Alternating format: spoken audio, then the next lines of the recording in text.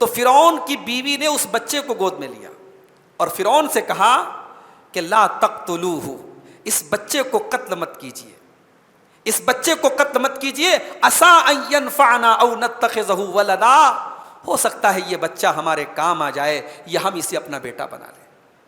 فرعون بہت بڑا ظالم تھا، بچوں کا قاتل تھا، مگر بیوی کی بات مان گیا۔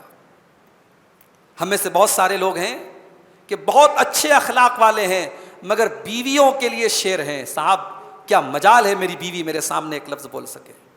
تو آپ اس کا مطلب کہ فرعون سے بھی زیادہ گئے گزرے ہیں، کیونکہ فرعون اتنا بڑا ظالم تھا مگر اپنی بیوی کا وفادار تھا اور بیوی کے ساتھ رحم دل تھا، بیوی کی بات مان گیا وہ۔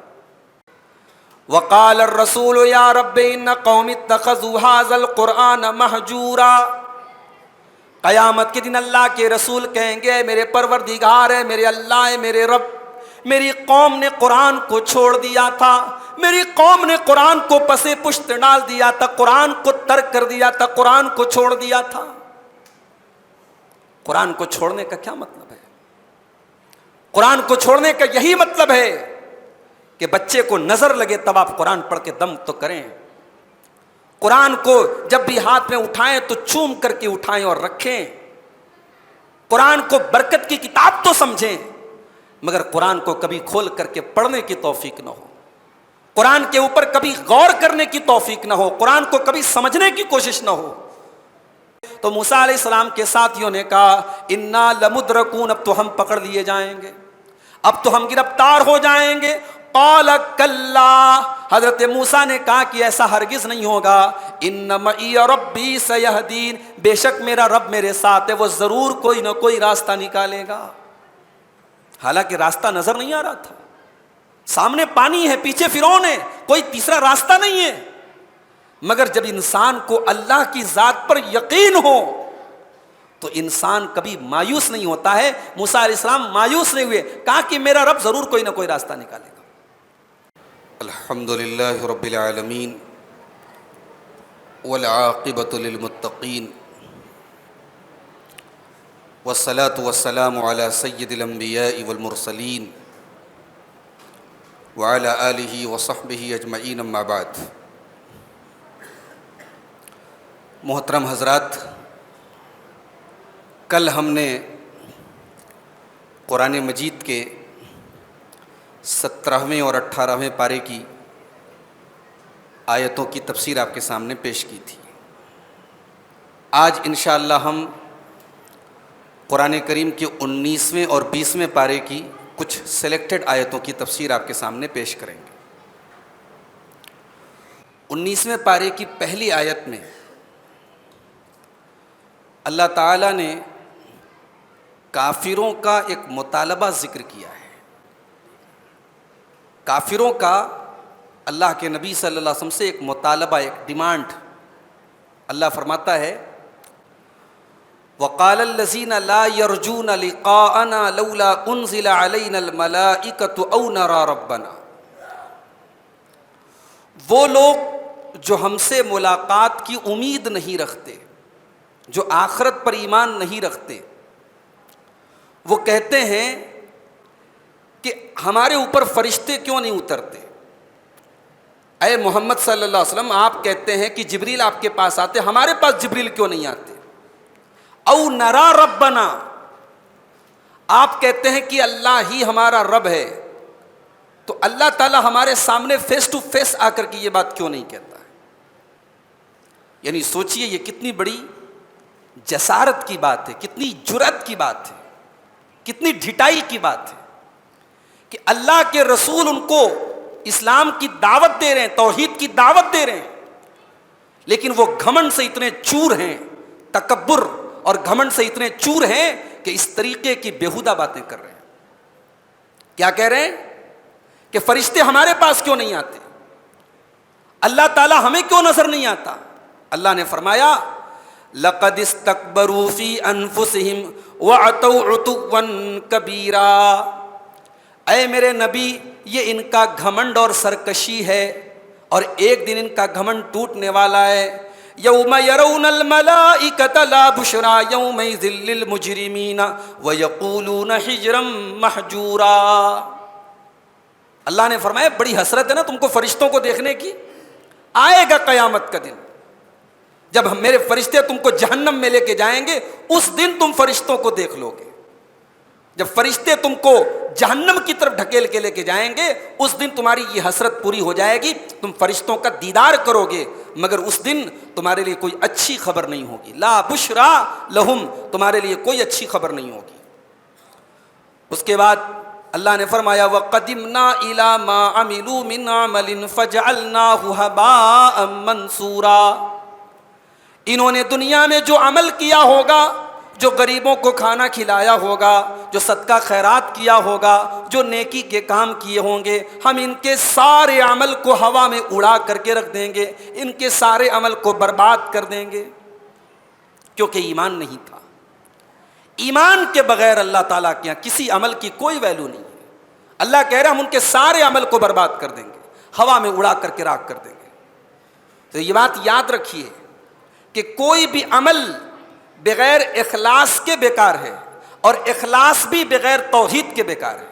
آپ بہت اخلاص کے ساتھ عمل کر رہے ہیں مگر آپ اللہ ہی کو نہیں مانتے, آپ کے اندر توحید ہی نہیں ہے, تو آپ اخلاص کے ساتھ بھی عمل کریں کوئی مطلب نہیں ہے. تو کوئی بھی عمل اخلاص کے بغیر اللہ کیا قبول نہیں کیا جائے گا, اور اخلاص بغیر توحید کے قبول نہیں کیا جائے گا.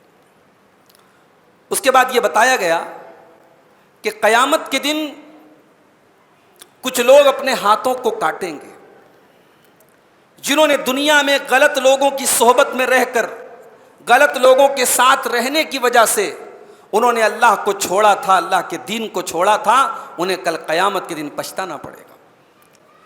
دنیا میں ہم کبھی کبھی اپنے دوستوں کی وجہ سے بھی بہک جاتے ہیں. اللہ کے نبی کی حدیث ہے المرء علی دین خلیلہ, انسان اپنے دوست کے دین پر ہوتا ہے. جو دوست کا مذہب ہوتا ہے, جو دوست کا دین ہوتا ہے, وہی انسان کا دین ہوتا ہے. کبھی کبھی انسان کو گمراہ کرنے میں اس کے دوست کا بہت بڑا رول ہوتا ہے. تو کوشش کیجئے کہ آپ کی دوستی اچھے لوگوں سے ہو, ورنہ قیامت کے دن ہمیں اور آپ کو پچھتانا پڑ سکتا ہے. وَيَوْمَ يَعَضُّ الظَّالِمُ عَلَىٰ يَدَيْهِ يَقُولُ يَا لَيْتَنِي اتَّخَذْتُ مَعَ الرَّسُولِ سَبِيلًا. قیامت کے دن ظالم انسان اپنے ہاتھوں کو کاٹے گا اور کہے گا کہ اے کاش میں نے رسول کا راستہ اپنایا ہوتا, میں نے رسول کا راستہ اپنایا ہوتا. یا ویلتا لیتنی لم اتخذ فلانا خلیلا, ہائے میری بربادی, اے کاش میں نے فلاں کو اپنا ساتھی نہ بنایا ہوتا, میں نے فلاں کو اپنا دوست نہ بنایا ہوتا.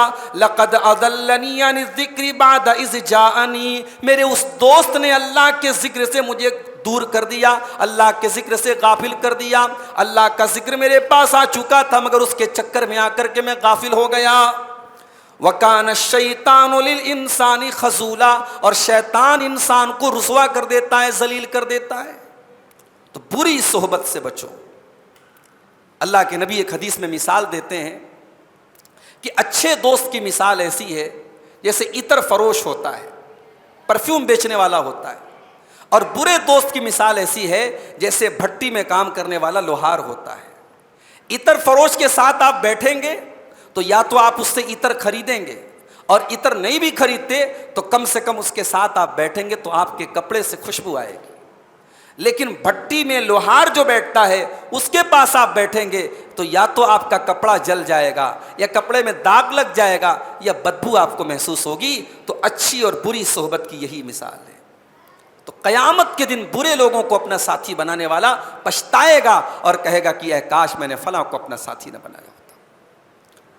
اس کے بعد اللہ تعالیٰ نے اپنے رسول کی ایک شکایت ذکر کی ہے. قیامت کے دن اللہ کے رسول ایک شکایت کریں گے اللہ کی بارگاہ میں, اور کوشش کیجئے کہ اس شکایت میں کہیں ہمارا اور آپ کا نام نہ آ جائے. کہیں قیامت کے دن اللہ کے رسول ہماری اور آپ کی کمپلینٹ نہ کر دیں, ہماری اور آپ کی شکایت نہ کر دیں. وقال الرسول یا رب ان قوم اتخذوا هذا القرآن مہجورا. قیامت کے دن اللہ کے رسول کہیں گے میرے پروردگار ہے, میرے اللہ ہے, میرے رب, میری قوم نے قرآن کو چھوڑ دیا تھا, میری قوم نے قرآن کو پسے پشت ڈال دیا تھا, قرآن کو ترک کر دیا تھا, قرآن کو چھوڑ دیا تھا. قرآن کو چھوڑنے کا کیا مطلب ہے؟ قرآن کو چھوڑنے کا یہی مطلب ہے کہ بچے کو نظر لگے تب آپ قرآن پڑھ کے دم تو کریں. قرآن کو جب بھی ہاتھ میں اٹھائیں تو چوم کر کے اٹھائیں اور رکھیں. قرآن کو برکت کی کتاب تو سمجھیں, مگر قرآن کو کبھی کھول کر کے پڑھنے کی توفیق نہ ہو, قرآن کے اوپر کبھی غور کرنے کی توفیق نہ ہو, قرآن کو کبھی سمجھنے کی کوشش نہ ہو. قرآن کریم یقیناً بیماریوں کے لیے بھی شفا ہے, یقیناً قرآن نظر بد کے لیے بھی شفا ہے, لیکن اس سے پہلے قرآن روح کی شفا ہے, اس سے پہلے قرآن دل کی شفا ہے. دل کی جو بیماریاں ہیں وہ جسم کی بیماریوں سے کہیں زیادہ خطرناک ہے میرے بھائی. تو قرآن کو ترک مت کرو. رمضان کا مہینہ آتا ہے, بہرحال کچھ حد تک ہم قرآن پر محنت کرتے ہیں, حالانکہ اس میں بھی بہت ساری چیزیں ہمیں محل نظر ہیں. ابھی ہمارے ایک صاحب نے بتایا کہ اوپر عورتیں تراویح کی نماز کے دوران بیٹھ کر کے قرآن سنتی ہیں. حافظ صاحب قرآن صحیح پڑھ رہے ہیں کہ غلط پڑھ رہے ہیں, وہ قرآن چیک کرتی ہیں, قرآن سنتی ہیں. بعض عورتیں نماز نہیں پڑھتی. کیا یہ طریقہ صحیح ہے؟ یہ بالکل غلط طریقہ ہے. حافظ صاحب قرآن اگر مان لو کہیں ان سے کوئی غلطی ہو بھی جاتی ہے تو جماعت میں کوئی ایک حافظ ہے, وہ لقمہ دینے کے لیے کافی ہے. یہ کوئی طریقہ نہیں ہے کہ آپ جماعت سے نماز ہو رہی ہے اور آپ بیٹھ کر کے قرآن سن رہے ہیں, آپ تراویح کی نماز نہیں پڑھ رہے ہیں. یہ بھی قرآن کے ساتھ ناانصافی ہے میرے بھائی. بڑی مشہور نظم ہے, کبھی آپ نے سنی بھی ہوگی, قرآن کی فریاد کے نام سے, ماہر القادری کی نظم ہے, کبھی موقع ملے تو سنیے گا. اس میں بڑے اچھے طریقے سے شاعر نے پیش کیا ہے قرآن کی فریاد کو. طاقوں میں سجایا جاتا ہوں, دو دو کے پلایا جاتا ہوں, محفل میں سنایا جاتا ہوں, آنکھوں سے لگایا جاتا ہوں. چوما چاٹا جاتا ہے قرآن کو, لیکن قرآن دل میں نہیں اتر رہا ہے, قرآن کا کے اوپر عمل نہیں ہو رہا ہے, قرآن دلوں کو اپیل نہیں کر رہا ہے. قرآن تو وہ کتاب ہے کہ اللہ نے کہا لو انزلنا هذا القرآن على جبل لرأيته خاشعا متصدعا من خشية الله. اگر ہم نے اس قرآن کو کسی پہاڑ کے اوپر بھی اتارا ہوتا تو پہاڑ بھی اللہ کے خوف سے ریزہ ریزہ ہو جاتا. اے انسان, تیرے دل کی کیا اوقات ہے؟ تیرا دل تو گوشت پوشت کا بنا ہوا ملائم سا دل ہے. یہ قرآن تو پہاڑ کو ریزہ ریزہ کر سکتا ہے, یہ قرآن تیرے دل پر کوئی اثر کیوں نہیں ڈال رہا ہے؟ اس کا مطلب کہ تیرا دل بڑا کٹھور ہو چکا ہے, تیرا دل بہت سخت ہو چکا ہے, تیرا دل بہت کڑا ہو چکا ہے. تو قرآن کے ذریعے اپنے دلوں کو سافٹ کرو میرے بھائی. قرآن کو پڑھو, قرآن کو سنو, قرآن پر عمل کرو, قرآن سے اپنی زندگی کو سجا لو. وہ دعا آپ کو یاد ہے جو اللہ کے نبی مصیبت کے وقت میں پڑھتے تھے؟ بڑی پیاری دعا, یاد کر لیجئے اس کو. اللہم انی عبدک ابن عبدک ابن امتک ناصیتی بیدک ماض فی حکمک عدل فی قضاؤک. اے اللہ میں تیرا بندہ ہوں, تیرے بندے کا بیٹا ہوں, تیری بندی کا بیٹا ہوں. اے اللہ میری پیشانی تیرے ہاتھ میں ہے. اے اللہ میرے بارے میں تیرا ہی فیصلہ چلتا ہے. اے اللہ تو جو بھی فیصلہ کرتا ہے میرے بارے میں عدل و انصاف کے اوپر مبنی ہوتا ہے. اسألک بکل اسم هو لک سمیت به نفسک او انزلتہ فی کتابک او علمتہ احدا من خلقک او استاثرت به فی علم الغیب عندک. اے اللہ میں تجھ سے دعا کرتا ہوں تیرے ہر اس نام کے وسیلے سے جو نام تو نے اپنا خود لیا ہے, یا اپنی کتاب میں اتارا ہے, یا اپنے کسی رسول کو بتایا ہے, یا علم غیب میں تو نے اپنے پاس رکھا ہے.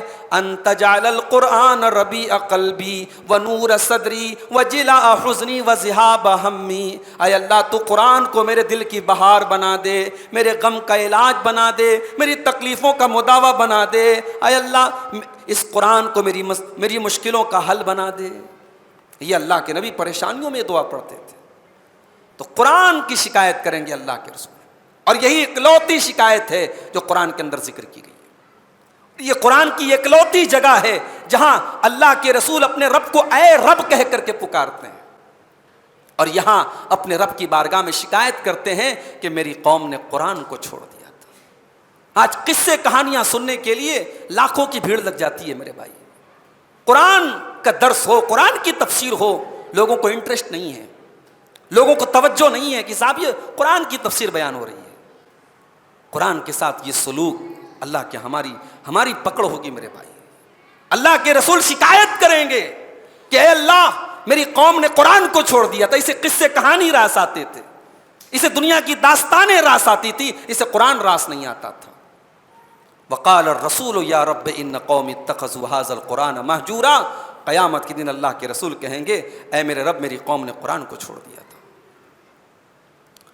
اس کے بعد اللہ اپنے رسول سے کہتا ہے کہ اے نبی ان کافروں سے کہو کہ رحمان کو سجدہ کرو, ان کافروں سے کہو کہ رحمان کو سجدہ کرو.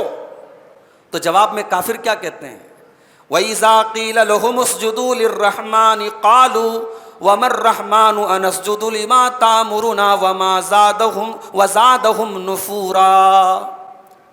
اے نبی جب ان کافروں سے کہا جاتا ہے کہ رحمان کو سجدہ کرو تو یہ کافر کہتے ہیں کہ رحمان کون ہے؟ یہ رحمان کو پہچانتے ہی نہیں ہیں, یہ رحمان کا انکار کرتے ہیں. یہ کہتے ہیں کہ رحمان کون ہے؟ انسجد لما تامرنا, کیا تو جس کو حکم دے گا ہم اس کو سجدہ کریں گے. وزادہم نفورا, اور اے نبی جب آپ ان سے کہتے ہیں کہ رحمان کو سجدہ کرو تو وہ اور زیادہ رحمان سے دور بھاگنے لگتے ہیں, اور زیادہ نفرت کرنے لگتے ہیں. یہ آیت سجدہ ہے, یہ سورہ فرقان کی وہ آیت ہے جس پر ہم سجدہ کرتے ہیں. کافروں سے کہا گیا سجدہ کرو, وہ نہیں کرتے. ہم سے کہا گیا تو ہم کرتے ہیں. اس لیے اس آیت پر اللہ کے نبی نے سجدہ کیا, یہ بتانے کے لیے کہ اے کافروں تم رحمان کو نہیں پہچانتے مگر ہم رحمان کو پہچانتے ہیں اور ہم رحمان کے آگے سجدہ کرتے ہیں. اس کے بعد اللہ نے اپنے اسپیشل بندوں کی 12 صفتیں بیان کی ہے سورہ فرقان کے آخر میں. آج صبح کی تقریر میں نے وہ 12 چیزیں بیان کی تھی. ان 12 چیزوں میں ایک چیز یہ بھی ہے کہ رحمان کے بندے 3 کام نہیں کرتے. والذین لا يدعون مع اللہ الہا آخر, وہ اللہ تعالیٰ کے ساتھ کسی کو نہیں پکارتے. ولا يقتلون النفس التي حرم اللہ الا بالحق, وہ کسی بے قصور کو قتل نہیں کرتے. ولا یزنون, اور وہ زنا نہیں کرتے. یہ 3 گناہ ہیں جو شریعت میں اکبر الکبائر ہیں, تمام کبیرہ گناہوں میں سب سے بڑے گناہ ہیں. علامہ ابن تیمیہ کہتے ہیں کہ جانتے ہو یہ 3 گناہ سب سے بڑے گناہ کیوں ہیں؟ کیونکہ انسان کے اندر 3 چیزوں کی طاقت ہوتی ہے.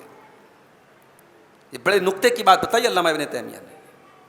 کہا کہ انسان کے اندر 3 طریقے کی طاقت ہوتی ہے. ایک ہوتی ہے عقل کی طاقت, ایک ہوتی ہے غصے کی طاقت, اور ایک ہوتی ہے شہوت کی طاقت. انسان کے اندر عقل پائی جاتی ہے, غصہ پایا جاتا ہے, اور شہوت پائی جاتی ہے. عقل کا غلط استعمال ہو تو شرک کرتا ہے, غصے کا غلط استعمال ہو تو قتل کرتا ہے, اور شہوت کا غلط استعمال ہو تو زنا کرتا ہے.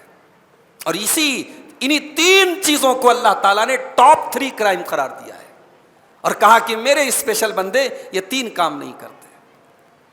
اسی لیے جب اللہ کے نبی سے پوچھا گیا کہ سب سے بڑا گناہ کیا ہے تو آپ نے سب سے پہلے شرک کا نام لیا. پھر پوچھا گیا سب سے بڑا گناہ کیا ہے, آپ نے قتل کا نام لیا. پھر پوچھا گیا کہ سب سے بڑا گناہ کیا تو آپ نے زنا کا نام لیا. یہی 3 بڑے بڑے گناہ ہیں جن سے رحمان کے بندے بچتے ہیں. اس کے بعد سورہ شعراء شروع ہوتی ہے. سورہ شعراء میں اللہ تعالیٰ نے حضرت موسیٰ علیہ السلام کا واقعہ بیان کیا کہ موسیٰ علیہ السلام اور جادوگروں میں جب مقابلہ ہوا اور جادوگروں نے اپنی اپنی رسیوں کو زمین پر پھینکا اور ان کی رسیاں سانپ بن گئی, اور اس کے بعد حضرت موسیٰ علیہ السلام نے اپنی لاٹھی کو زمین پر ڈالا اور ان کی لاٹھی اژدہا بن گئی اور ان کے سارے سانپوں کو نگل گئی. تو یہ منظر دیکھ کر کے جادوگر سمجھ گئے کہ یہ جادو نہیں ہے, اٹس ناٹ اے میجک, یہ جادو نہیں ہے. جادوگر جادو کے فن سے واقف تھے, انہیں سمجھ میں آ گیا کہ یہ جادو تو نہیں ہے. اب جب جادو نہیں ہے اس کا مطلب کہ موسیٰ سچ بول رہے ہیں, یہ اللہ کے رسول ہیں اور یہ اللہ کی طاقت ہے جو ہم نے بھی دیکھی ہے. فَأُلْقِيَ السَّحَرَةُ سَاجِدِينَ, سارے کے سارے جادوگر سجدے میں گر پڑے. قَالُوا آمَنَّا بِرَبِّ الْعَالَمِينَ, انہوں نے کہا کہ ہم رب العالمین کے اوپر ایمان لاتے ہیں. رب موسیٰ و ہارون, جو موسیٰ کا بھی رب ہے اور ہارون کا بھی رب ہے. قال آمنتم لہو قبل ان آذن لکم، فرعون نے کہا کہ تم موسیٰ کے اوپر ایمان لے آئے میری اجازت کے بغیر۔ اے جادوگرو، تم تو میرے غلام ہو، تم میری اجازت کے بغیر موسیٰ کے اوپر ایمان کیسے لے آئے؟ انہ لکبیرکم الذی علمکم السحر، اس کا مطلب یہ ہوا کہ موسیٰ تمہارا استاد ہے اور اس نے تم کو جادو سکھایا ہے اور تم پہلے سے سکھا پڑھا کر کے لائے گئے ہو۔ فلسوف تعلمون، ان قریب تم کو پتہ چل جائے گا تمہارا کیا انجام ہونے والا ہے۔ لأقطعن ایدیکم وارجلکم من خلاف، میں تمہارے ہاتھ اور پیر کاٹ ڈالوں گا، مخالف سمت سے کاٹوں گا، داہنا ہاتھ کاٹوں گا تو بایاں پیر کاٹوں گا، بایاں ہاتھ کاٹوں گا تو داہنا پیر کاٹوں گا۔ وَلَأُسَلِّبَنَّكُمْ أَجْمَعِينَ، اور میں تم سب کو سولی پر چڑھا دوں گا۔ اس سے خطرناک دھمکی کیا ہو سکتی ہے؟ ہاتھ پیر کاٹوں گا اور سولی پر چڑھا دوں گا، جان سے مار دوں گا تم کو۔ یہ جادوگر تھے نا، ابھی تھوڑی دیر پہلے فرعون سے بحث کر رہے تھے کہ اگر ہم جیت گئے تو ہمیں کیا ملے گا، کتنا پیسہ ملے گا، کیا اجرت ملے گی۔ ابھی تھوڑی دیر پہلے جب یہ کافر تھے تو پیسے کے لیے تڑپ رہے تھے، اب جب ایمان لے آئے، اللہ اکبر، ہمیں اور آپ کو یہ ایمان فری میں ملا ہے نا، اس ایمان کی ویلو ہم نہیں جانتے، یہ ایمان کتنی قیمتی چیز ہے ہم نہیں جانتے۔ اس ایمان کی قیمت ان جادوگروں سے پوچھو جو ابھی ایک سیکنڈ پہلے ایمان لائے ہیں، ایک منٹ پہلے ایمان لائے ہیں۔ ایمان نے کتنا طاقتور بنا دیا ان کو، ایمان نے کتنا پاورفل بنا دیا ان کو۔ کہتے ہیں قالوا لا ضیر انا الی ربنا منقلبون، کہتے ہیں کہ اے فرعون کوئی پرواہ نہیں، we don't care, we don't worry, ہمیں کوئی پرواہ نہیں ہے، لا ضیرہ، تو جہاں چاہے ہم کو بھیج دے، جو سزا دینا چاہے دے دے، انا الی ربنا منقلبون، اے فرعون ہمیں تو ویسے بھی مر کر کے اللہ کے پاس جانا ہے، تو اگر موت دے دے تب بھی تو اپنے رب کے پاس جانا ہے، کم سے کم یہ پچھتاوا تو نہیں رہے گا کہ ہم کفر کی حالت میں مرے تھے، ہم شرک کی حالت میں مرے تھے، ہم جادوگر کی حالت میں مرے تھے۔ انا نطمع، جادوگروں نے کہا کہ ہم یہ امید رکھتے ہیں کہ ہم اللہ تعالی ہمارے گناہوں کو معاف کر دے، ان نکون اول المومنین، کہ ہم سب سے پہلے ایمان لانے والے بن گئے، ہمیں تو یہ امید ہے کہ اللہ تعالی ہماری خطاؤں کو معاف کر دے گا کیونکہ ہم اپنی قوم میں سب سے پہلے ایمان لانے والے بنے ہیں، ہمیں تو جان سے مار دے ہمیں کوئی پرواہ نہیں۔ تو ایمان انسان کو بہادر بناتا ہے، کفر انسان کو بزدل بناتا ہے، شرک انسان کو بزدل بناتا ہے، اور توحید انسان کو بہادر بناتی ہے، قرآن کی آیت سے ثابت ہوا۔ اس کے بعد حضرت موسیٰ کا واقعہ بیان ہو رہا ہے۔ موسیٰ علیہ السلام بنی اسرائیل کو لے کر کے آگے جا رہے ہیں، فرعون کو پتہ چلا، فرعون اپنے لشکر کو لے کر کے موسیٰ علیہ السلام کا پیچھا کر رہا ہے، آگے آگے موسیٰ علیہ السلام اور بنی اسرائیل ہیں، پیچھے فرعون کا لشکر ہے، اور سامنے دریا ہے، پانی ہے، دریائے قلزم ہے، اور کوئی بھاگنے کا راستہ نہیں ہے۔ اب جب یہ نوبت آ گئی کہ حضرت موسیٰ کے آگے پانی ہے اور پیچھے فرعون کا لشکر ہے، تو موسیٰ علیہ السلام کے ساتھی گھبرا گئے، موسیٰ علیہ السلام کے ساتھ جو لوگ تھے سب گھبرا گئے۔ فلما تراءى الجمعان قال اصحاب موسیٰ انا لمدرکون، جب موسیٰ علیہ السلام کے ساتھی اور فرعون اور اس کے ساتھی آمنے سامنے پہنچ گئے، قریب قریب پہنچ گئے، تو موسیٰ علیہ السلام کے ساتھیوں نے کہا انا لمدرکون، اب تو ہم پکڑ لیے جائیں گے، اب تو ہم گرفتار ہو جائیں گے۔ قال کلا، حضرت موسیٰ نے کہا کہ ایسا ہرگز نہیں ہوگا، ان معی ربی سیہدین، بے شک میرا رب میرے ساتھ ہے، وہ ضرور کوئی نہ کوئی راستہ نکالے گا۔ حالانکہ راستہ نظر نہیں آ رہا تھا، سامنے پانی ہے، پیچھے فرعون ہے، کوئی تیسرا راستہ نہیں ہے، مگر جب انسان کو اللہ کی ذات پر یقین ہو تو انسان کبھی مایوس نہیں ہوتا ہے۔ موسیٰ علیہ السلام مایوس نہیں ہوئے، کہا کہ میرا رب ضرور کوئی نہ کوئی راستہ نکالے گا، اور اتنے یقین کے ساتھ حضرت موسیٰ نے کہا کہ اللہ نے راستہ نکال دیا۔ فَأَوْحَيْنَا إِلَى مُوسَىٰ أَنِ اضْرِب بِّعَصَاكَ الْبَحْرَ، ہم نے موسیٰ کی طرف وحی کی کہ اے موسیٰ تو اپنی لاٹھی کو سمندر پر مار دے، پانی پر مار دے۔ جب حضرت موسیٰ نے سمندر کے اوپر اپنی لاٹھی کو مارا، فانفلق فکان کل فرق کالطود العظیم، تو سمندر پھٹ گیا، دریا پھٹ گیا، اور دریا کے بیچ میں راستہ بن گیا، اور دونوں طرف پہاڑ کی طرح پانی رک گیا، پانی دونوں طرف اسٹاپ ہو گیا۔ اسٹاپ ہوتا نہیں ہے پانی ایسے، مگر حضرت موسیٰ نے لاٹھی کو مارا اور پانی اسٹاپ ہو گیا۔ میں کہتا ہوں کہ اس لاٹھی کے اندر کوئی طاقت تھی؟ نہیں، لاٹھی کے اندر طاقت نہیں تھی، طاقت اللہ کے حکم کے اندر تھی۔ کسی مفسر نے بڑا پیارا جملہ کہا ہے کہ جب اللہ ساتھ ہو تو نہ آگ جلاتی ہے، لن نار یحرق ولا البحر یغرق، جب اللہ ساتھ ہو تو نہ پانی ڈباتا ہے اور نہ آگ جلاتی ہے۔ آگ حضرت ابراہیم کو جلا نہیں پائی، اور پانی موسیٰ علیہ السلام کو ڈبا نہیں پایا، تو پانی کے اندر کون سی طاقت پیدا ہو گئی؟ اللہ نے طاقت پیدا کر دی اور پانی کو اسٹاپ کر دیا، دونوں طرف پانی رک گیا۔ اس کے بعد حضرت ابراہیم کا واقعہ بیان کیا گیا۔ حضرت ابراہیم اپنی قوم کو دعوت توحید دے رہے ہیں، اپنی قوم کے بتوں کی بے بسی بیان کر رہے ہیں کہ تمہارے یہ پتھر کے بت معبود نہیں ہو سکتے، رب نہیں ہو سکتے۔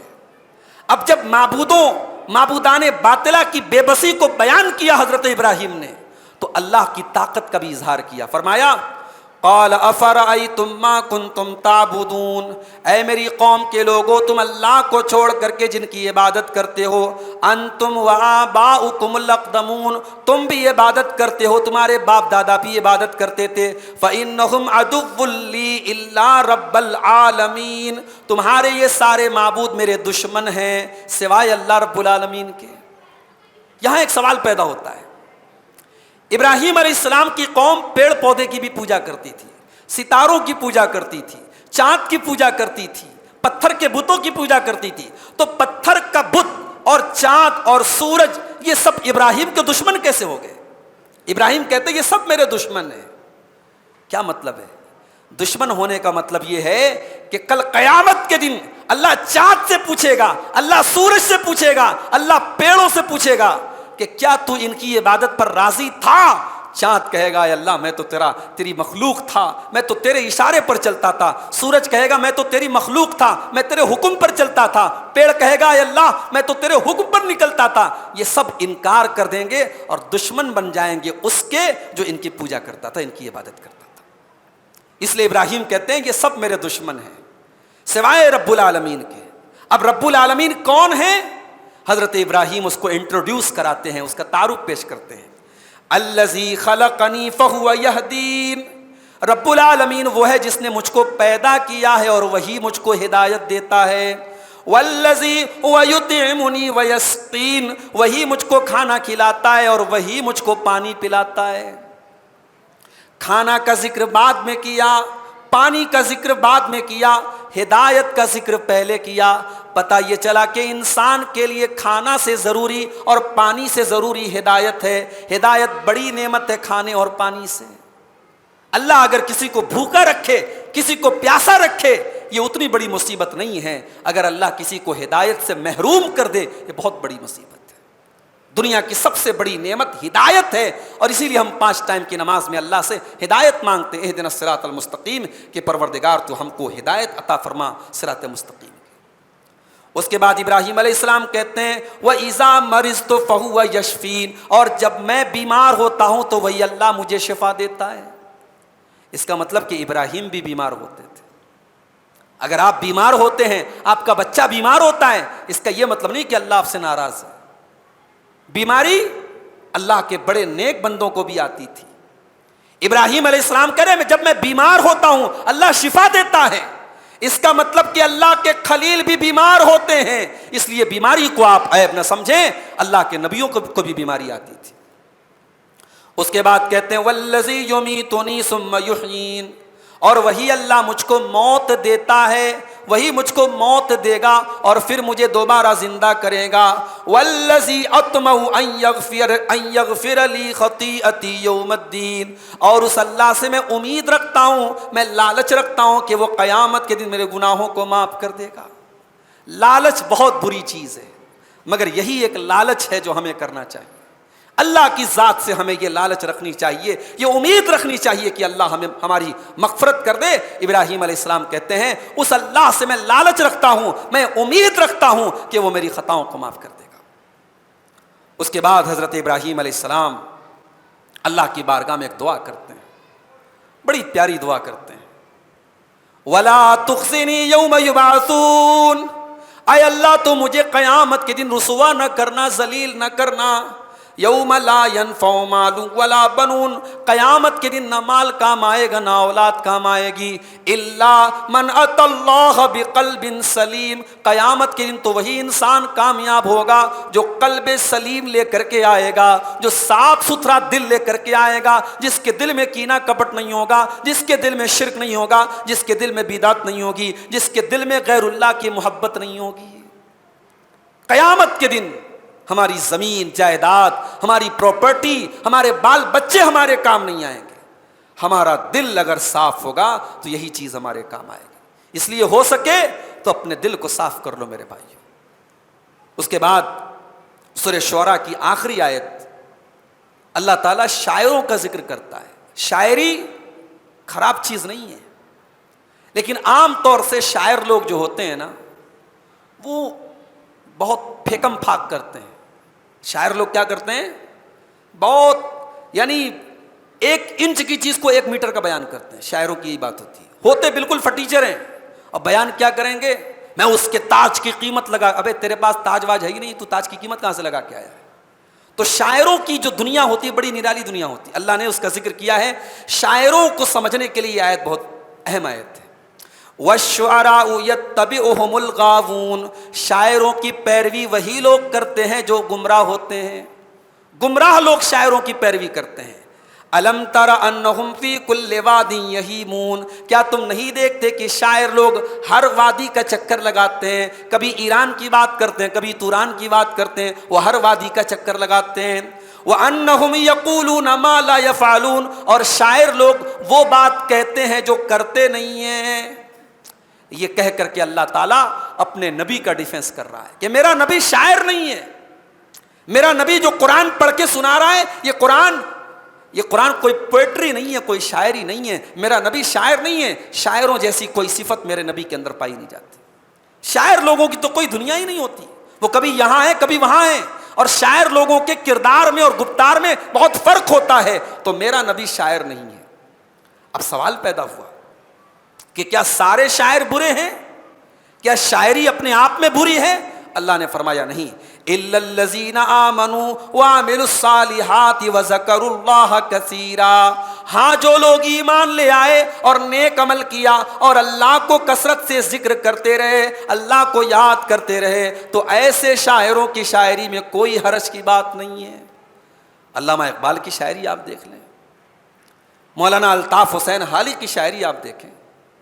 آپ کے شہر کرنول کے بہت اچھے شاعر تھے, بڑے اچھے عالم دین بھی تھے, مولانا یوسف جمیل جامعی رحمۃ اللہ علیہ. ان کی شاعری آپ دیکھیں.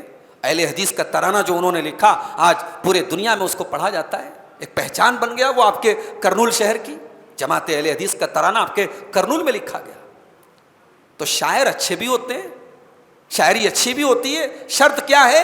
إِلَّا الَّذِينَ آمَنُوا وَعَمِلُوا الصَّالِحَاتِ, شاعر جو ہے وہ ایمان والا ہو, نیک عمل کرنے والا ہو. وَذَكَرُوا اللَّهَ كَثِيرًا, اللہ کا ذکر کرنے والا ہو, اپنی شاعری کے ذریعے وہ اچھا کام کرے. وَانْتَصَرُوا مِن بَعْدِ مَا ظُلِمُوا, اور ایسے شاعر بھی اچھے ہوتے ہیں جو ظالموں کا ڈیفنس, جو ظالموں اپنے اوپر ہونے والے ظلم کا بدلہ لیتے ہیں. جیسے حسان بن ثابت اللہ کے نبی کے شاعر تھے. جب جنگ ہوتی تھی تو جنگ کے میدان میں ایک طریقہ یہ بھی تھا کہ دشمن کے خلاف شاعری پڑھی جاتی تھی.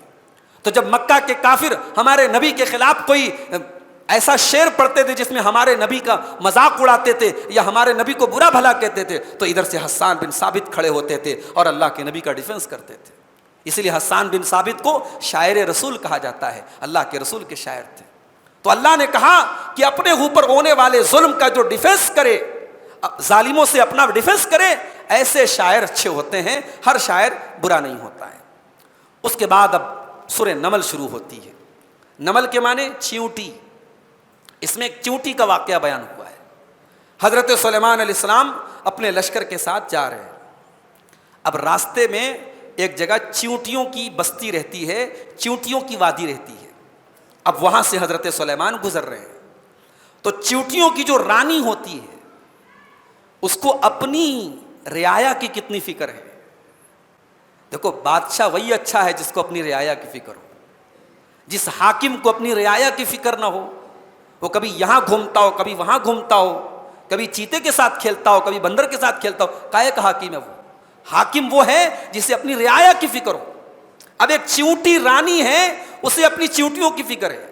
اب حضرت سلیمان کا لشکر جا رہا ہے تو اسے یہ خطرہ پیدا ہوا کہ کہیں میری بستی کے اوپر سلیمان علیہ السلام اور ان کے ساتھیوں کا پیر نہ پڑ جائے. تو چیونٹیوں کی جو رانی ہوتی ہے وہ اپنی سہیلیوں سے ایک بات کہتی ہے.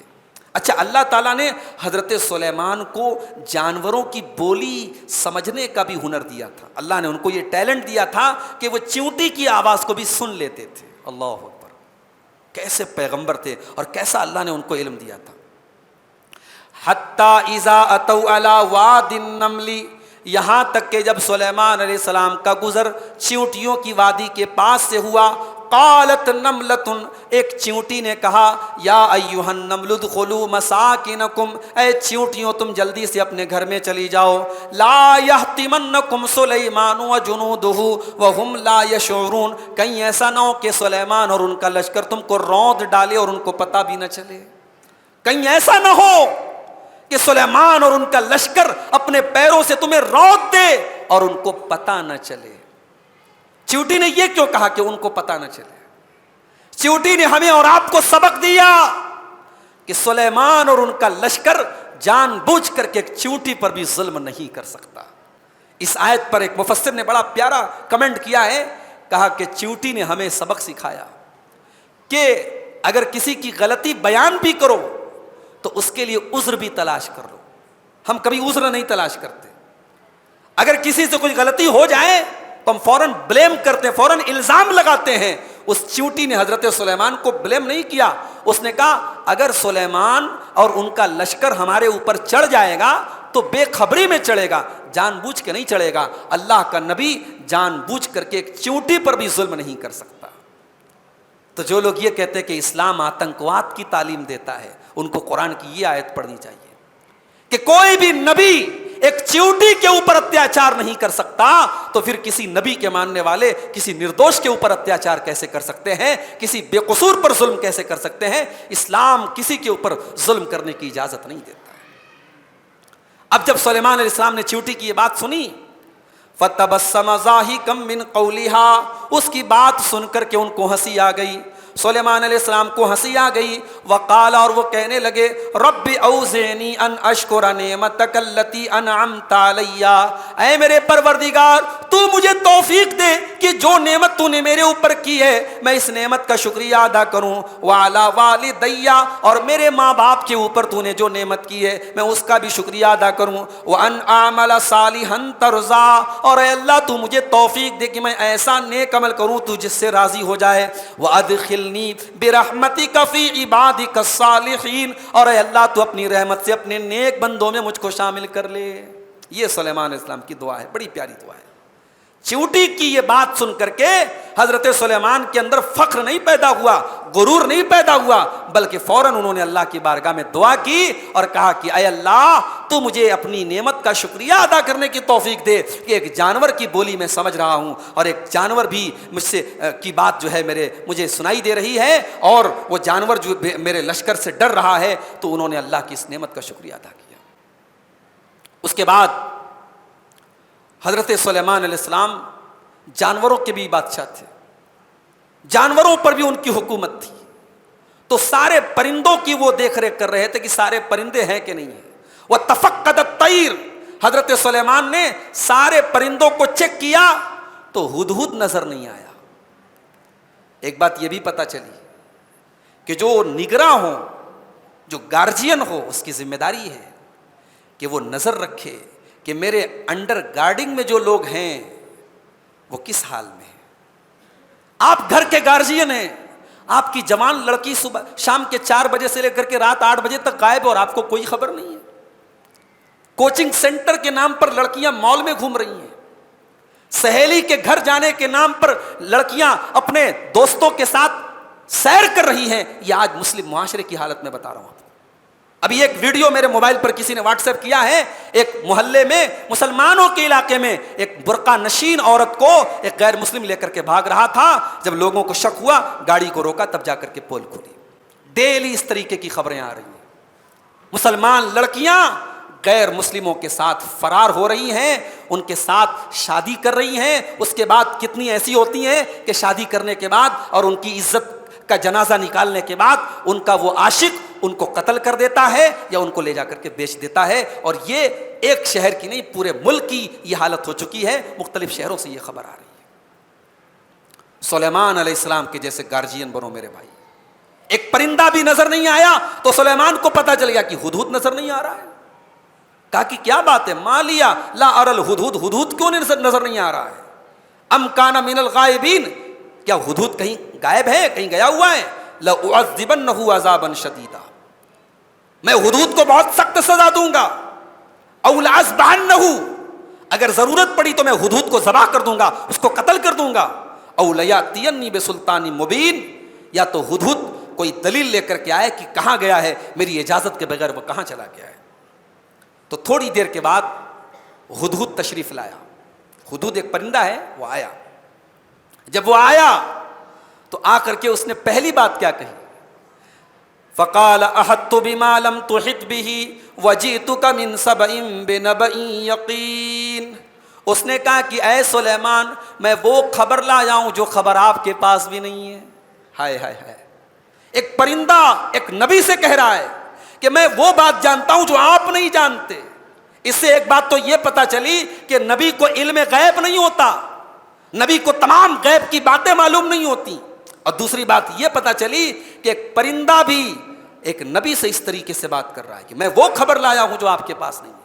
میں کہاں سے آ رہا ہوں؟ میں ملک کے سبا سے آ رہا ہوں اور ایک سچی خبر لے کر کے آیا ہوں. میں کیا خبر لے کے آیا ہوں؟ انی وجدت امرأۃ تملکہم، میں نے دیکھا کہ ملک سبا پر ایک عورت حکومت کرتی ہے. پرندے نے بھی اس بات کو عجیب طریقے سے بیان کیا، اس کو عجیب لگی یہ بات کہ عورت حکومت کر رہی ہے. اللہ کے نبی فرماتے ہیں، صحیح بخاری کی روایت ہے کہ وہ قوم کبھی کامیاب نہیں ہو سکتی جو اپنے معاملات کا ذمہ دار کسی عورت کو بنائے. میری مائیں بہنیں برا نہ مانیں، اس میں عورت کی توہین نہیں ہے، اس میں عورت کی توہین نہیں ہے. بچہ پیدا کرنے کا کام آج بھی عورت ہی کرتی ہے، مرد نہیں کر سکتا. بچے کا خیال رکھنا، بچے کی تمام ذمہ داریاں آج بھی ماں ہی ادا کر سکتی ہے، باپ نہیں کر سکتا. اس میں باپ کی کوئی توہین نہیں ہے، یہ ماں کا کام ہے. حکومت کرنا اور ملک کا انتظام چلانا یہ اللہ تبارک و تعالیٰ نے عورت کے ذمے نہیں رکھا ہے. عورت کو اس ذمہ داری سے اللہ نے بری رکھا ہے. اور جس ملک کا انتظام عورت کو دیا گیا، تاریخ گواہ ہے کہ اس ملک کے حالات بہت برے ہوئے ہیں. ہمارے اس ملک میں بھی تاریخ آپ اٹھا کر کے دیکھ لیجئے، جب جب ملک کے اقتدار عورت کے حوالے کیا گیا ہے، بڑے برے نتیجے بھگتنے پڑے ہیں ملک کو. تو ہدہد نے کہا کہ میں نے دیکھا کہ عورت حکومت کر رہی ہے، اور عورت کوئی معمولی عورت نہیں ہے. وَأُوتِيَتْ مِنْ كُلِّ شَيْءٍ، اس عورت کو ہر چیز دی گئی ہے، اس کے پاس ہر چیز ہے. وَلَهَا عَرْشٌ عَظِيمٌ، اور اس کا بہت بڑا تخت ہے. اور اس کے بعد ہدہد کہتا ہے وَجَدْتُهَا وَقَوْمَهَا يَسْجُدُونَ لِلشَّمْسِ مِن دُونِ اللَّهِ، میں نے دیکھا کہ وہ عورت اللہ کے علاوہ دوسروں کے آگے سجدہ کرتی ہے، سورج کے آگے سجدہ کرتی ہے. میں نے دیکھا کہ وہ عورت اور اس کی قوم سورج کے آگے سجدہ کرتی ہے. وَزَيَّنَ لَهُمُ الشَّيْطَانُ أَعْمَالَهُمْ، شیطان نے ان کے عمل کو مزین کر دیا ہے. فَصَدَّهُمْ عَنِ السَّبِيلِ، شیطان نے ان کو سیدھے راستے سے بھٹکا دیا ہے. فَهُمْ لَا يَهْتَدُونَ، وہ ہدایت کے راستے پر نہیں ہیں. یعنی ہدہد بھی توحید پر تھا اور اس کو یہ بات برداشت نہیں ہوئی کہ سورج کے آگے سجدہ کیا جا رہا ہے. اس نے کہا کہ اے سلیمان، میں نے دیکھا کہ وہ عورت اور اس کی قوم سورج کے آگے سجدہ کرتے ہیں. اللہ یسجدوا للہ الذی یخرج الخبا فی السماوات والارض، ارے ان کو تو چاہیے تھا کہ اس اللہ کو سجدہ کریں جو زمین و آسمان کے اندر چھپے ہوئے دانے کو بھی نکال دیتا ہے. وَيَعْلَمُ مَا تُخْفُونَ وَمَا تُعْلِنُونَ، اور جو کچھ تم چھپاتے ہو اور جو کچھ تم ظاہر کرتے ہو وہ سب اللہ جانتا ہے. اللہ لا الہ الا ہو رب العرش العظیم، اس اللہ کے سوا کوئی عبادت کے لائق نہیں ہے، وہ عرش عظیم کا مالک ہے۔ تو حضرت سلیمان نے ہدہد کی یہ بات سن کر کے کہا کہ ہم دیکھیں گے، ہم چیک کریں گے کہ تیری بات سچ ہے کہ غلط ہے، تو سچ بول رہا ہے یا جھوٹ بول رہا ہے، ہم تیری بات کو چیک کریں گے۔ اس کے بعد حضرت سلیمان نے ایک خط لکھا اور کہا کہ یہ خط لے کر کے جاؤ اور ان کو دے کر کے چلے آؤ اور پھر دیکھو کہ وہ کیا کرتے ہیں۔ حضرت سلیمان نے ہدہد کے ذریعے ایک لیٹر بھیجا، ایک خط بھیجا۔ اب وہ خط کیا تھا، اس خط کا کنٹینٹ کیا تھا، اللہ تعالیٰ نے اس خط کو پیش کر دیا قرآن میں۔ اس خط کے اندر لکھا تھا، جب وہ خط پہنچا ملکہ سبا کے پاس تو ملکہ سبا نے اپنے درباریوں سے کہا کہ اے میرے درباریوں، یہ ایک میرے پاس خط آیا ہے اور یہ بڑا معزز خط ہے، یہ بڑی عزت کے ساتھ لکھا گیا ہے۔ خط میں کیا لکھا تھا؟ انہو من سلیمان، بے شک یہ خط سلیمان کی طرف سے، وانہو بسم اللہ الرحمن الرحیم، شروع کرتا ہوں اللہ کے نام سے جو بڑا مہربان نہایت رحم والا ہے۔ اللہ تعالو علیہ، تم ہمارے آگے سر اٹھانے کی ہمت مت کرو، واتونی مسلمین، اور اسلام لے آؤ اور میرے پاس آ جاؤ۔ بس اتنا لکھا تھا، بسم اللہ الرحمن الرحیم لکھا تھا اور اس کے آگے یہ لکھا تھا کہ میرے آگے سر مت اٹھاؤ، اسلام قبول کر کے میرے پاس چلے آؤ۔ تو ملکہ سبا نے اپنے درباریوں سے کہا کہ تم لوگ رائے دو کیا کرنا چاہیے، یہ خط آیا ہے میرے پاس، جب تک تم کوئی بات نہیں کہو گے میں کوئی فیصلہ نہیں کروں گی، تم بتاؤ مجھے کیا کرنا چاہیے۔ تو درباریوں نے کہا کہ اے ملکہ محترمہ، ہم بڑی طاقت والے ہیں، بڑے پاور والے ہیں، اگر آپ چاہیں تو آپ دیکھ لیجیے آپ کو کیا کرنا ہے، ہمارے پاس دشمن سے لڑنے کا پاور ہے، طاقت ہے۔ تو ملکہ سبا بہت سمجھدار عورت تھی، اس نے کہا ان الملوک اذا دخلوا قریۃ افسدوها، اے میرے درباریوں، جب بادشاہ لوگ کسی شہر میں جاتے ہیں تو وہاں بہت تباہی مچاتے ہیں، وجعلوا عزت اہلھا اذلہ، اور وہاں جو عزت والے لوگ ہوتے ہیں ان کو ذلیل بنا دیتے ہیں، بڑے بڑے عزت دار لوگوں کو غلام بنا دیتے ہیں، یہ بادشاہوں کا طریقہ ہوتا ہے۔ تو اے میرے درباریوں، وَكَذَلِكَ يَفْعَلُونَ، سلیمان علیہ السلام بھی ایک بادشاہ ہیں، ہو سکتا ہے وہ بھی ایسا ہی کریں گے، تو میں ایک کام کرتی ہوں، میں ایک تحفہ بھیجتی ہوں، میں سلیمان کے پاس ایک بڑا گفٹ بھیجتی ہوں اور میں دیکھتی ہوں کہ اس گفٹ کے ملنے پر سلیمان علیہ السلام کا ریاکشن کیا ہوتا ہے۔ جب ملکہ سبا کا وہ گفٹ پہنچا حضرت سلیمان کے پاس تو حضرت سلیمان نے بڑے جلال کے ساتھ کہا اتمدوننی بمال فما آتانی اللہ خیر مما آتاکم، کیا تم مجھے مال کے ذریعے خریدنا چاہتے ہو؟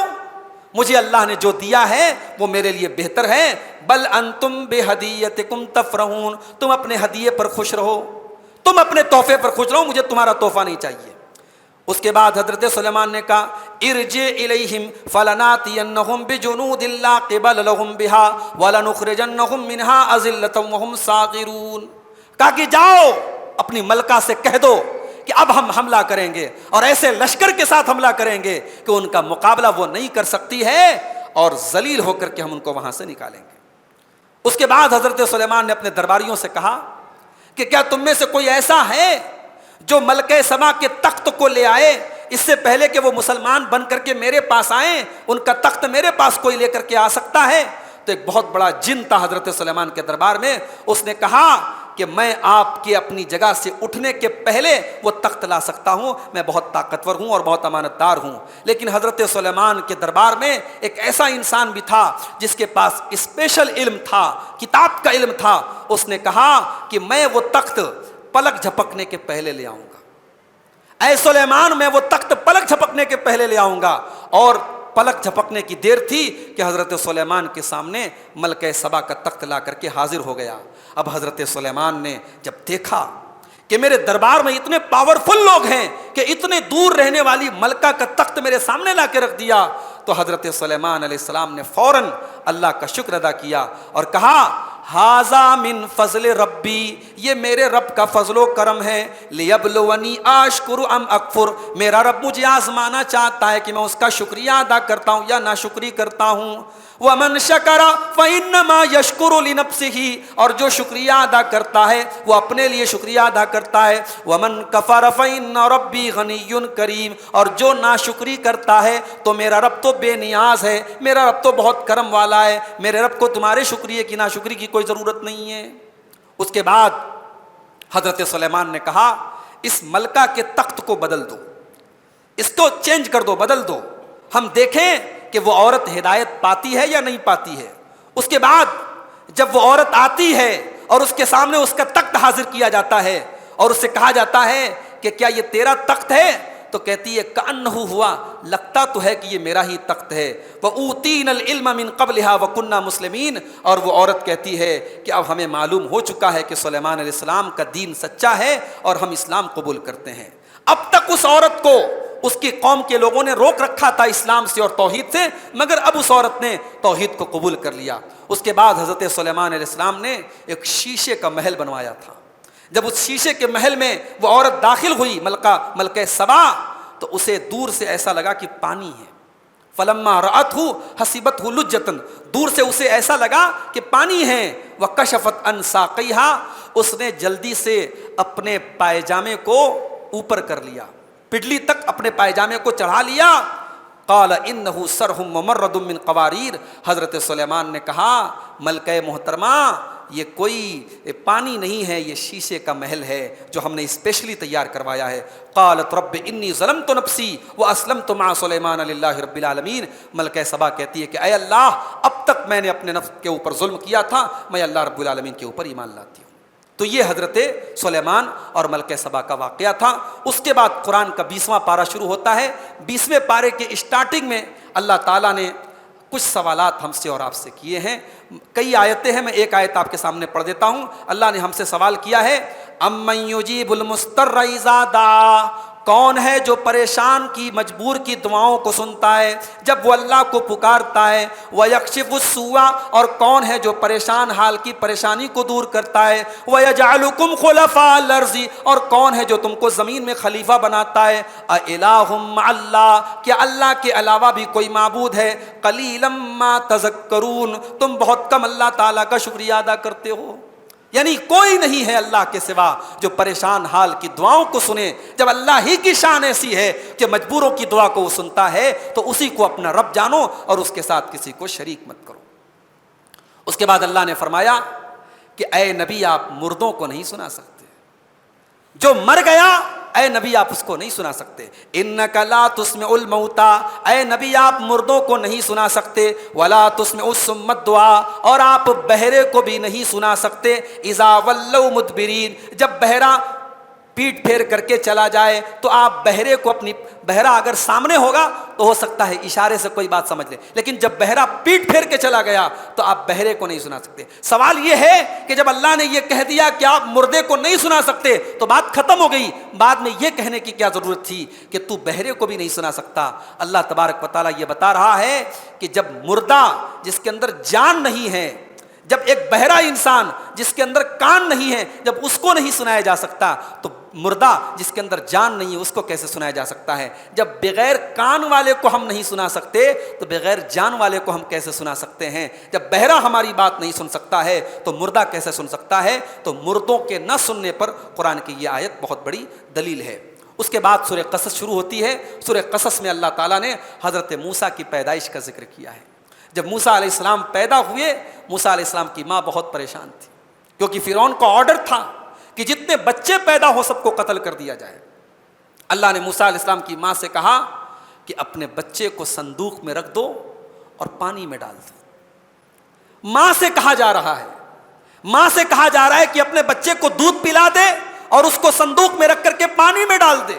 موسیٰ علیہ السلام کی ماں پریشان تھیں اور اس چیز کے لیے تیار نہیں تھی، مگر اللہ نے موسیٰ علیہ السلام کی ماں سے وعدہ کیا کہ اے موسیٰ کی ماں تو ڈر مت، تو غم مت کر، انا رادوہ الیکی، ہم تیرا بچہ تجھے واپس کریں گے. وجاعلوہ من المرسلین، اور تیرے بچے کو ہم اپنا رسول بنائیں گے، تجھے پریشان ہونے کی ضرورت نہیں ہے.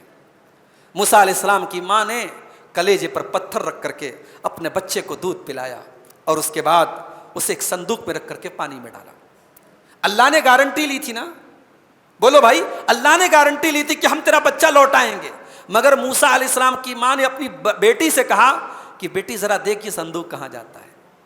اس کا مطلب یہ ہوا کہ اللہ کے اوپر بھروسہ کرتے ہوئے اگر ہم ظاہری اسباب کو اپنائیں تو کوئی مسئلہ نہیں ہے، کوئی پریشانی کی بات نہیں ہے، کوئی حرج کی بات نہیں ہے۔ موسیٰ علیہ السلام کی ماں کو اللہ کے اوپر یقین تھا، مگر انہوں نے اپنے دل کی تسلی کے لیے اپنی بیٹی سے کہا کہ تو ذرا دیکھ کہ تیرا بھائی کہاں جاتا ہے۔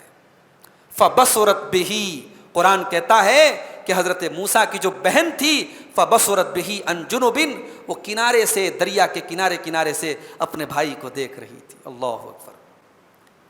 بہن اور بھائی کا رشتہ بھی بڑا پیارا رشتہ ہوتا ہے، اللہ سب کی بہنوں کی حفاظت کرے۔ موسیٰ علیہ السلام کی بہن کو اپنے بھائی کی فکر ہے، میرا بھائی کہاں جاتا ہے۔ اب یہ صندوق پانی کے راستے چلتا ہوا فرعون کے محل کے پاس سے گزرا۔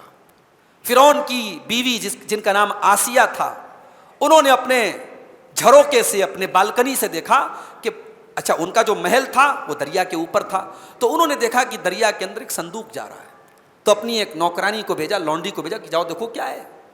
صندوق کھولا گیا تو اس میں خوبصورت بچہ حضرت موسیٰ علیہ السلام تھے۔ اب فرعون کو کوئی اولاد نہیں تھی، فرعون کو کوئی بیٹا نہیں تھا، تو فرعون کی بیوی نے اس بچے کو گود میں لیا اور فرعون سے کہا کہ لا تقتلوہ، اس بچے کو قتل مت کیجیے، اس بچے کو قتل مت کیجیے، عسیٰ ان ینفعنا او نتخذہ ولدا، ہو سکتا ہے یہ بچہ ہمارے کام آ جائے یا ہم اسے اپنا بیٹا بنا لیں۔ فرعون بہت بڑا ظالم تھا، بچوں کا قاتل تھا، مگر بیوی کی بات مان گیا۔ ہم میں سے بہت سارے لوگ ہیں کہ بہت اچھے اخلاق والے ہیں مگر بیویوں کے لیے شیر ہیں، صاحب کیا مجال ہے میری بیوی میرے سامنے ایک لفظ بول سکے۔ تو آپ اس کا مطلب کہ فرعون سے بھی زیادہ گئے گزرے ہیں، کیونکہ فرعون اتنا بڑا ظالم تھا مگر اپنی بیوی کا وفادار تھا اور بیوی کے ساتھ رحم دل تھا، بیوی کی بات مان گیا وہ۔ اس نے کہا ٹھیک ہے چلو تم کہتی ہو تو مان لیتے ہیں، حالانکہ اس کو یہ بتایا گیا تھا کہ تیرے حکومت میں ایک بچہ پیدا ہوگا جو آگے چل کر کے تیری حکومت کو ختم کرے گا، سب اسے پتا تھا، مگر بیوی کی بات آ گئی تو سب بات ختم۔ اس نے کہا ٹھیک ہے۔ اب موسیٰ علیہ السلام فرعون کے محل میں ہیں، اب اللہ تعالیٰ کہتا ہے وَحَرَّمْنَا عَلَيْهِ الْمَرَاضِيَ مِنْ قَبْلُ، اب دودھ پلانے والی جو انائیں ہوتی ہیں، جو دائیاں ہوتی ہیں، بچہ رو رہا ہے وہ آ کر کے اس کو دودھ پلانا چاہتی ہیں، بچہ کسی کا دودھ پینے کے لیے تیار نہیں ہے، اللہ نے حرام کر دیا ساری عورتوں کو ان کے اوپر۔ تب موسیٰ علیہ السلام کی بہن وہاں پہنچتی ہے اور وہ کہتی ہے کہ میں ایک فیملی کو جانتی ہوں، وہاں ایک دائی رہتی ہے، مجھے لگتا ہے کہ بچہ چپ ہو جائے گا اگر اس دائی کو بلایا جائے۔ فرعون نے کہا ٹھیک ہے بلاؤ اس کو، جو پیسہ ہوگا ہم پیسہ دیں گے، اجرت دیں گے۔ موسیٰ علیہ السلام کی ماں آتی ہے اور جیسے ہی بچے کو گود میں لیتی ہیں بچہ رونا بند کر دیتا ہے۔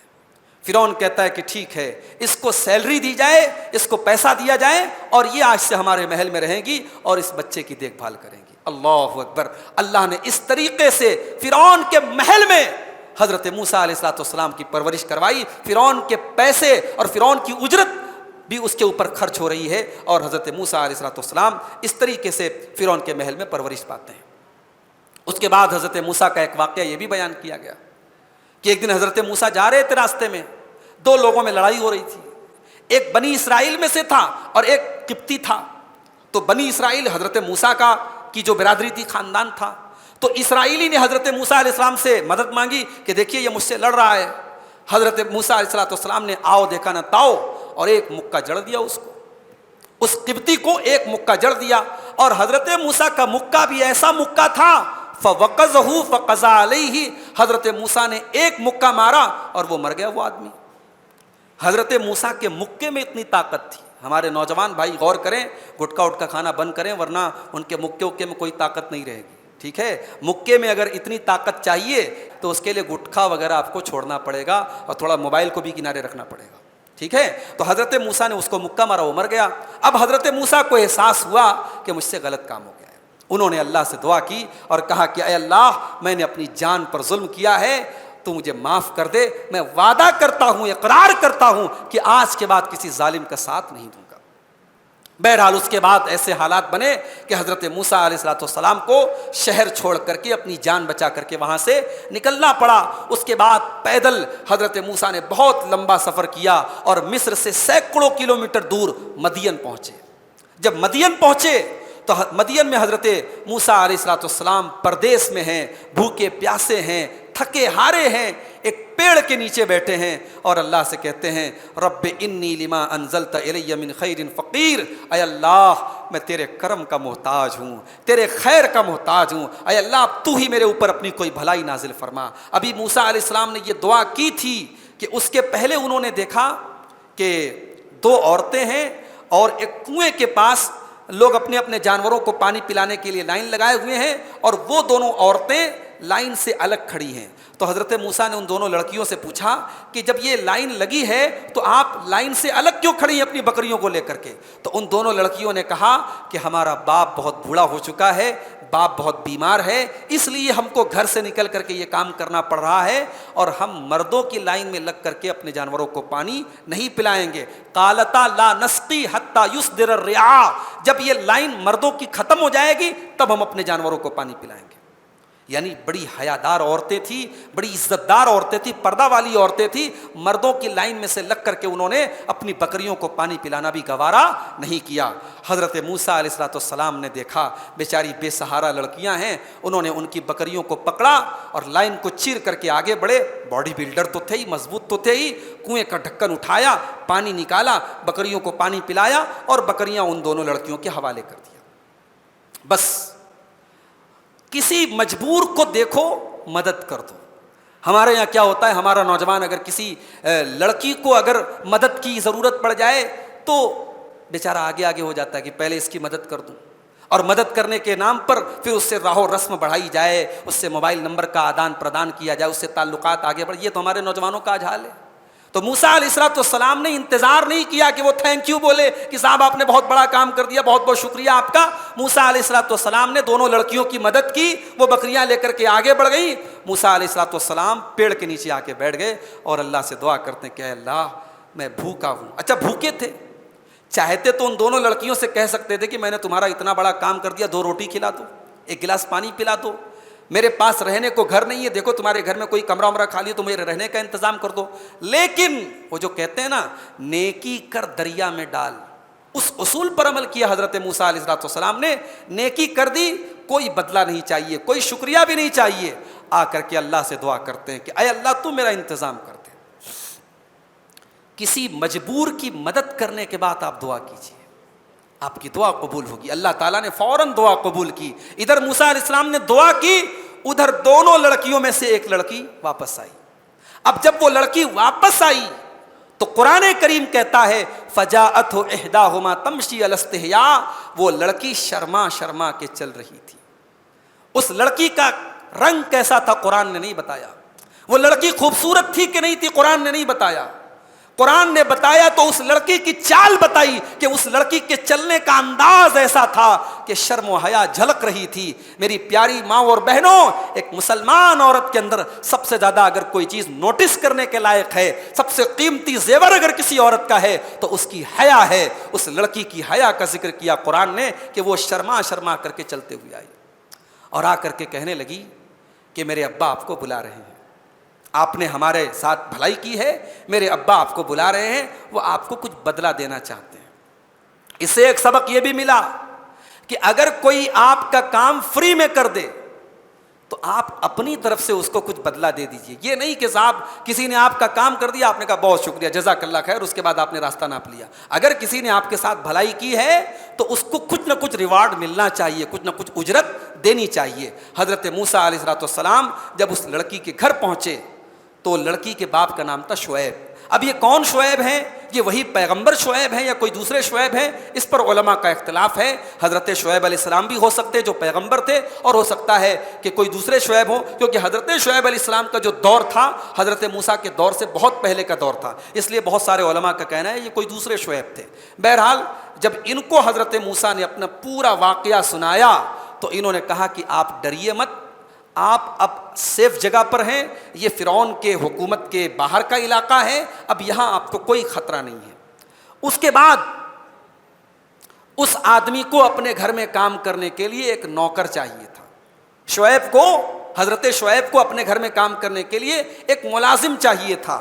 تو ان کی ایک بیٹی نے کہا کہ انہی کو ملازم رکھ لیجئے، یہ مجھ کو لے کر کے آئے ہیں، راستے میں انہوں نے ایک مرتبہ میری طرف دیکھا بھی نہیں. یعنی ان کی نظر بھی صحیح ہے، امانت دار بھی ہیں اور طاقتور بھی ہیں. ابھی اپنی آنکھوں سے دیکھ کے آئے کہ اپنے ہاتھوں سے انہوں نے کنویں کا ڈھکن اٹھایا اور ہماری بکریوں کو پانی پلایا ہے. تو طاقتور بھی ہیں اور امانت دار بھی، انہی کو نوکر بنا لیجئے. تو حضرت شعیب نے نوکر بنانے کے بجائے داماد بنا لیا. کہا کہ میں اپنی ایک بیٹی کی شادی آپ سے کرنا چاہتا ہوں، میں ایک بیٹی کی شادی آپ سے کرنا چاہتا ہوں، مگر آپ کو 8 سال میرے گھر پہ برتن مانجنا پڑے گا، 8 سال آپ کو میرے گھر پہ کام کرنا پڑے گا. عورت کا مقام دیکھو اسلام کی نظر میں. عورت کوئی ایسی چیز نہیں ہے کہ اس کی شادی کے ٹائم بیچارہ لڑکی کا باپ جہیز کا انتظام کرے. ارے عورت تو وہ چیز ہے جس کو پانے کے لیے حضرت موسیٰ علیہ السلام جیسے پیغمبر کو 8 سال برتن مانجنا پڑا ہے، 8 سال سسرال میں کام کرنا پڑا ہے نوکروں کی طرح. حضرت موسیٰ سے حضرت شعیب نے کہا کہ آپ 8 سال کی ہمارے درمیان ٹرم طے ہوتی ہے، اگر آپ اپنی طرف سے 2 سال اور بڑھا کر کے 10 سال کام کریں تو کوئی بات نہیں ہے، اگر آپ 8 سال کر دیں گے تب بھی کوئی بات نہیں ہے. یہ اگر آپ یہ کام کریں گے تو میں آپ کو اپنا داماد بنا لوں گا. حضرت موسیٰ علیہ السلام نے کہا کہ ڈن، میں اس بات کو طے کر لیتا ہوں. اب یہاں سے حضرت موسیٰ علیہ السلام اس گھر میں 8 سال یا 10 سال تک کام کرتے ہیں اور اس کے بعد حضرت شعیب کے داماد بنتے ہیں اور ان کی بیٹی سے آپ کا نکاح ہوتا ہے. اور پھر وہاں سے حضرت موسیٰ جب اپنی بیوی کو لے کر کے چلتے ہیں تو پھر اللہ تبارک و تعالیٰ راستے میں وادی طوا میں جب وہ اپنے پریوار کے لیے، اپنی بیوی کے لیے، ٹھنڈی کا موسم تھا، آگ لینے کے لیے جب وادی طوا میں جاتے ہیں تو وہاں اللہ تبارک و تعالیٰ ان سے کلام کرتا ہے اور اللہ تعالیٰ ان کو اپنی نبوت عطا کرتا ہے. انہیں ان کی لاٹھی کے ذریعے جو معجزہ ہوتا ہے وہ تمام چیزیں حضرت موسیٰ علیہ السلام کے اوپر ظاہر ہوتی ہیں. تو یہ قرآن کریم کے 20ویں پارے کی چند آیات تھیں. 20ویں پارے کی بہت ساری آیات رہ بھی گئی ہیں، وقت زیادہ ہو گیا. انشاءاللہ ہم کل آگے کی آیات کو دیکھیں گے. اللہ سے دعا ہے رب العالمین ہم سب کو قرآن کریم کو پڑھنے کی، سمجھنے کی اور عمل کرنے کی توفیق عطا فرمائے. آمین. وآخر دعوانا ان الحمد للہ رب العالمین.